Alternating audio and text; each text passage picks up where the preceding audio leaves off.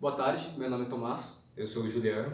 e a gente vai apresentar o nosso tema sobre o impacto do desenvolvimento em tecnologia na sociedade contemporânea. Então, nós vamos fazer uma breve retrospectiva do que aconteceu na primeira, segunda e terceira revolução industrial, onde as principais revoluções tecnológicas aconteceram.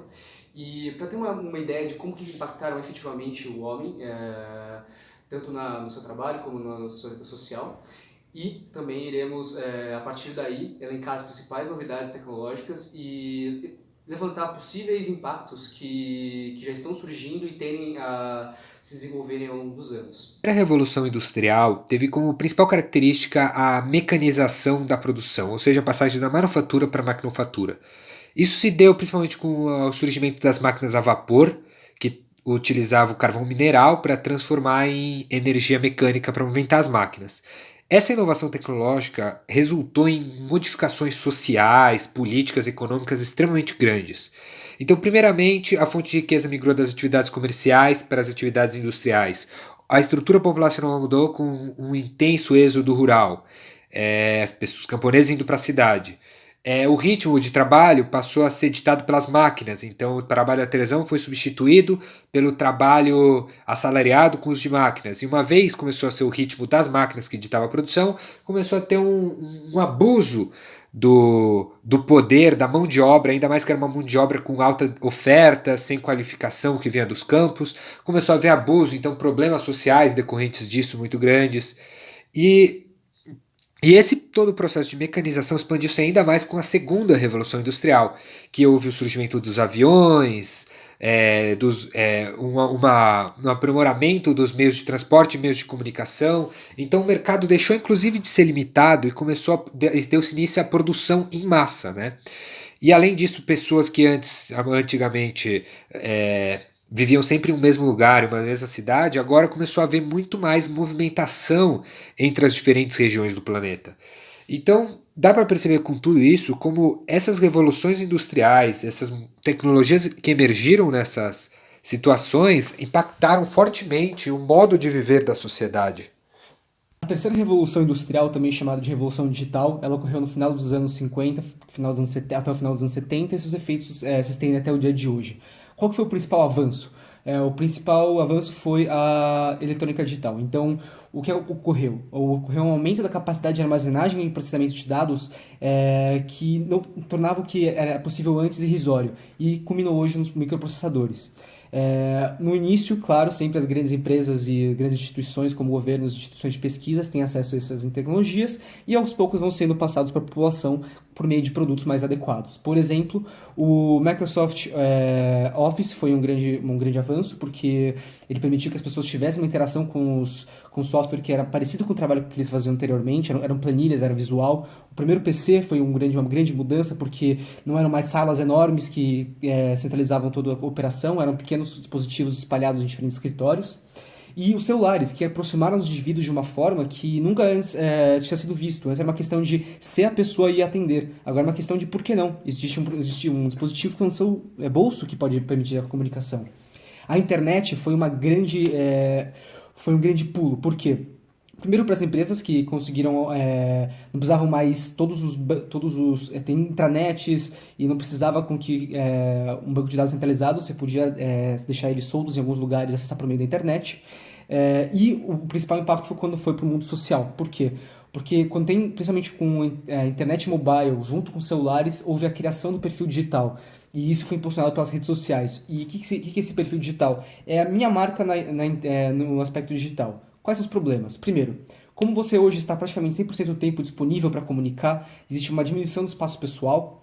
A confrontação da sua realidade individual com a realidade digital de outros pode causar problemas psicológicos, porque nem tudo que é exposto na mídia digital é o que efetivamente acontece na vida das pessoas, e é mostrado só um lado, e esse só um lado pode criar uma distorção e até depressão e ansiedade nas pessoas. E também a substituição de cargos, que é uma questão trabalhista, em que muitos trabalhos antes manuais foram substituídos pelos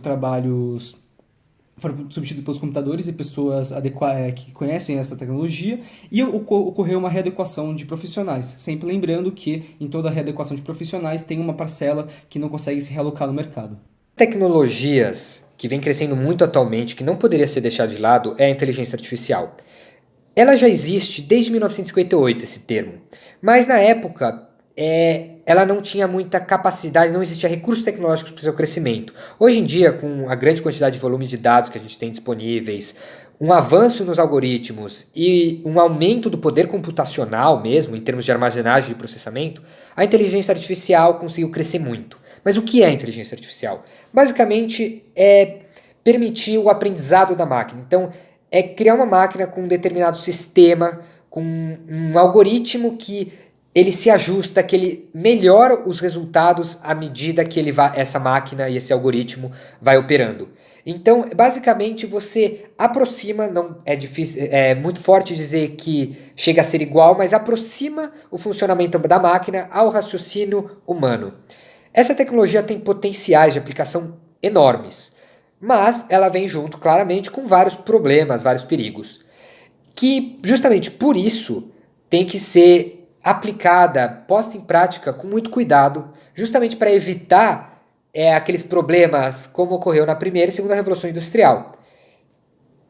Dentre os benefícios e aplicações da inteligência artificial, tem inicialmente a aprendizagem repetitiva. Então, a inteligência artificial permite que a máquina, à medida que ela repita operações, ela vai se aprendendo, se reajustando.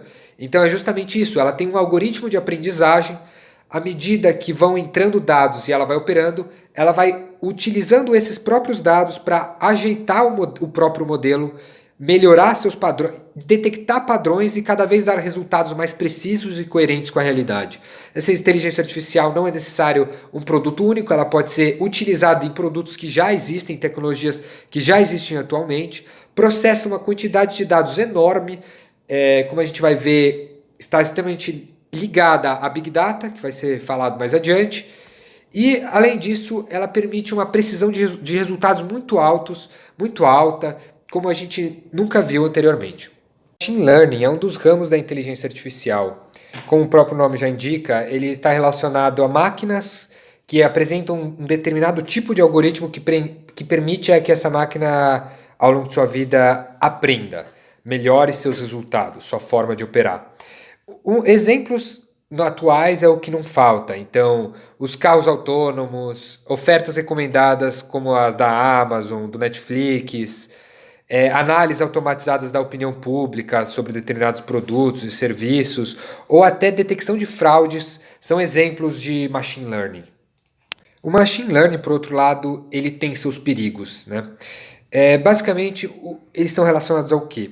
Primeiramente, a dificuldade de rastrear os resultados. Como os resultados não são consequência direta das entradas de dados, na hora que você precisa rastrear e ver por que deu aquele resultado, fica muito difícil fazer isso, se não impossível. Então aí pode gerar problemas, é algo que tem que ser pensado.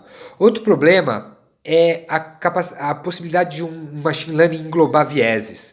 Então, por exemplo, se os dados, o banco de dados que o machine learning utiliza apresenta algum viés na formação desse banco de dados, então, por exemplo, imagens de homens como esportistas e mulheres como cozinheiras, por exemplo, pode gerar problemas no sentido de que os resultados do machine learning vão apresentar e incorporar esse viés social, e isso seria um problema.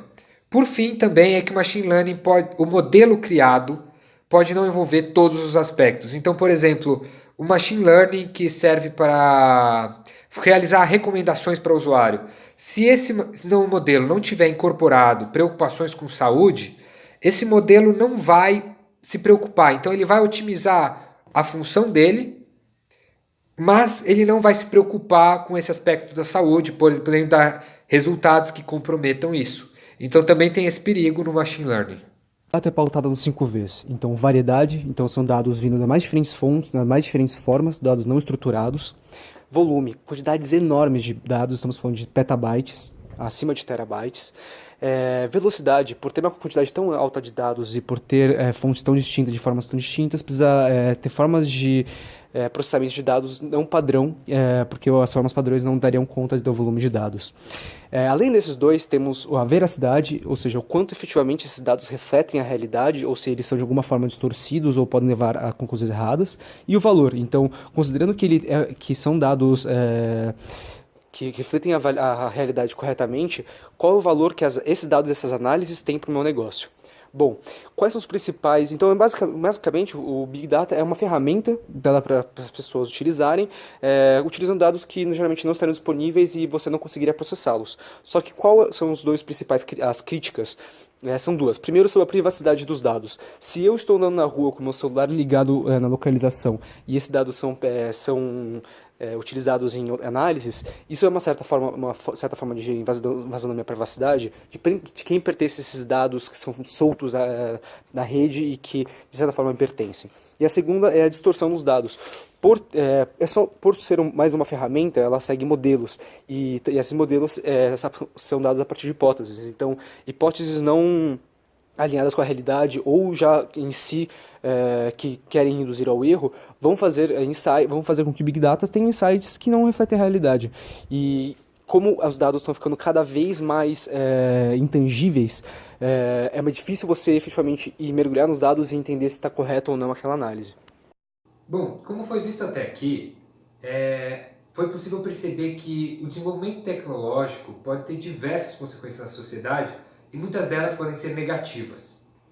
Então, isso nos leva a concluir que nós não podemos apenas pensar nesses problemas à medida que eles forem aparecendo. A gente tem que, no próprio projeto de implementação da tecnologia, já ir pensando nesses potenciais riscos, potenciais perigos, e muitos deles a gente não vai saber. Por isso que também, ao longo do tempo, à medida que a gente for sendo possível perceber novos riscos e novos problemas, a gente tem que sempre estar com essa visão crítica sobre essas tecnologias e sempre ir desenvolvendo elas de forma a nos proteger e nos precaver de todos esses possíveis problemas. Exato.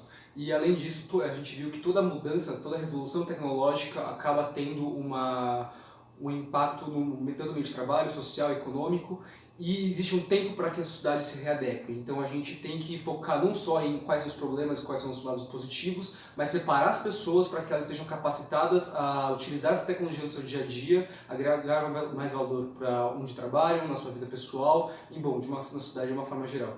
Muito obrigado, espero que vocês tenham gostado do vídeo. Obrigado.